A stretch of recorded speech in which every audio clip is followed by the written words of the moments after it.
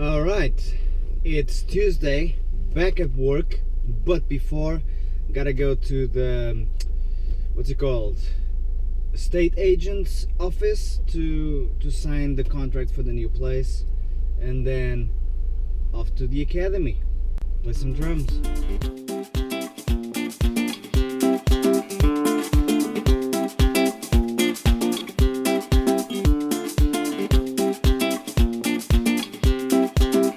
And done. We got a new place. Paperwork is all signed. I'm very excited. This is a great next step for us as a family. For me, as an immigrant who moved to England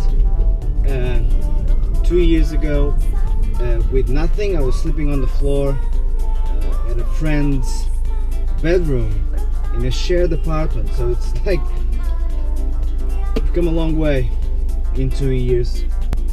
I met Catherine and I believe that was the game changer. Now we have a son, we have a house, we have a business, or a couple of those.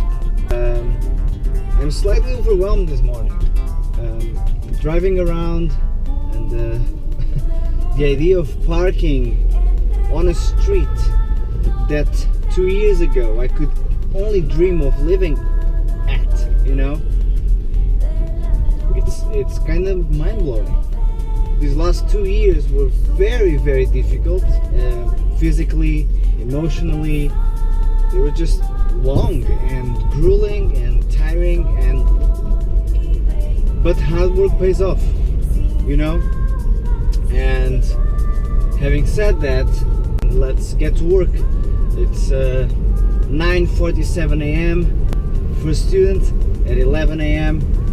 He's a very interesting student, studying at the Leeds College of Music, which is by far the biggest and the most respected music college here in the West Yorkshire.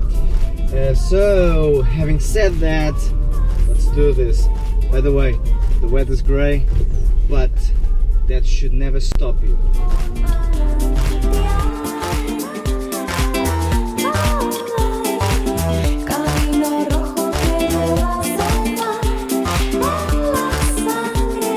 Alright, first lesson of the day done. Great lesson, by the way. Some students are just easier than others. It's just life, isn't it? We were here for 100 minutes. It felt like 15. My hair looks funny today. What do you think? My afternoon, though, is going to be busy. Student at 3 o'clock, student at 4 o'clock, you know, the usual. But I do want to talk about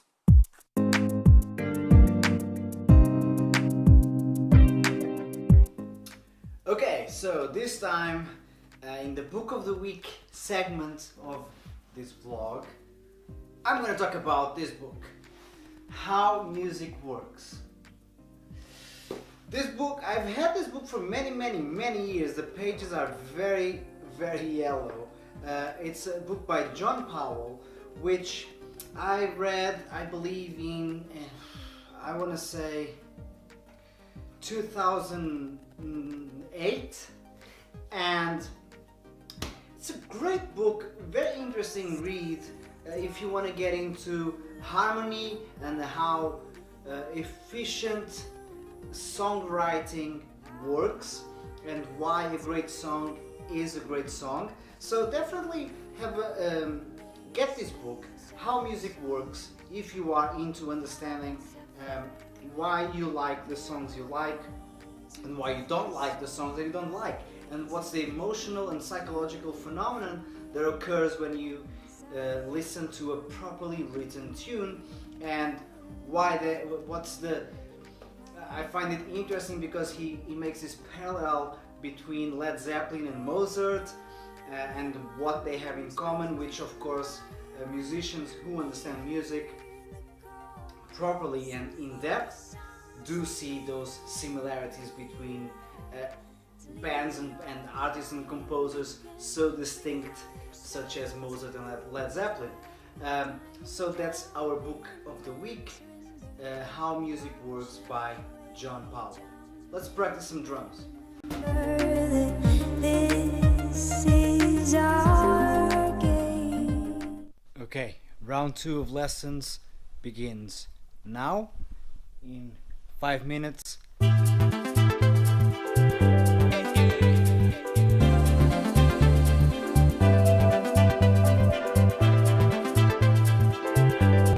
Alright, it's time to practice, and I'm going to be focusing today on polyrhythms because I have a new month of workshops ahead of me. October is polyrhythms month, so I gotta get ready and get my polyrhythmic chops going.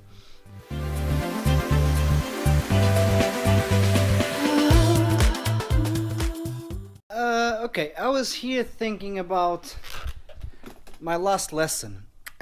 One thing that it's not a bad thing, it concerns me when students are practicing and they are trying to learn a new exercise. It seems to me that sometimes you guys just don't spend enough time understanding the exercise. So you get it, but you don't really spend any time absorbing it and really learning it, and then you want to apply it. So you skip the whole learning phase. You get it and then you use it. It's going to be sloppy, it's not going to be focused, and it's just not going to sound meaningful. So make sure that when you practice, you take your time and slow it down, learn the execution before the application.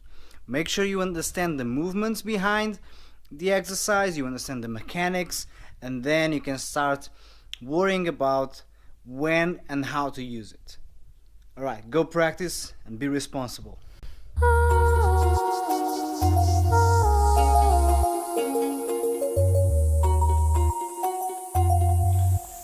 Okay, so quick break now. Next lesson is in 13 minutes, but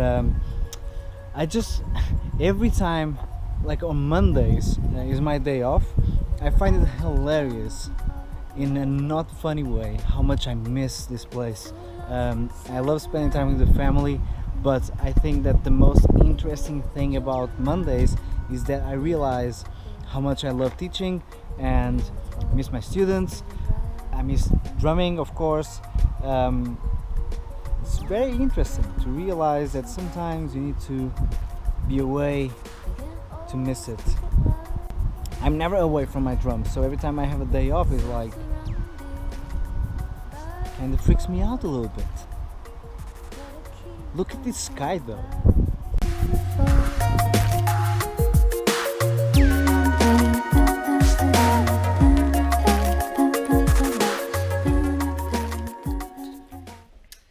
Okay, another one bites the dust.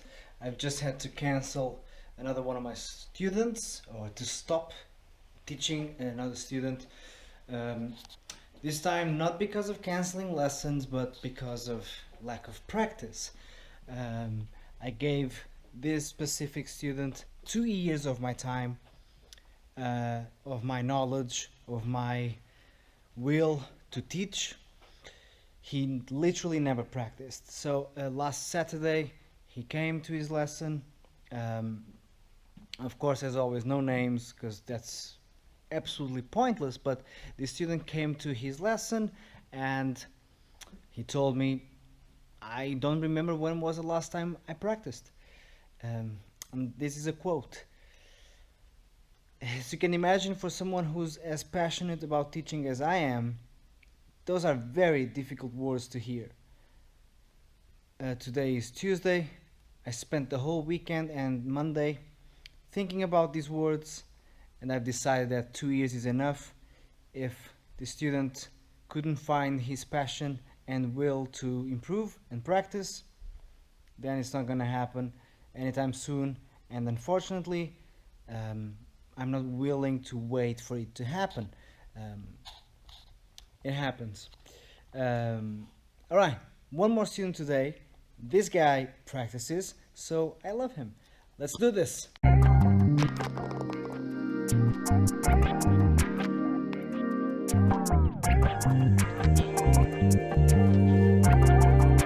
Alright, so one more day comes to an end.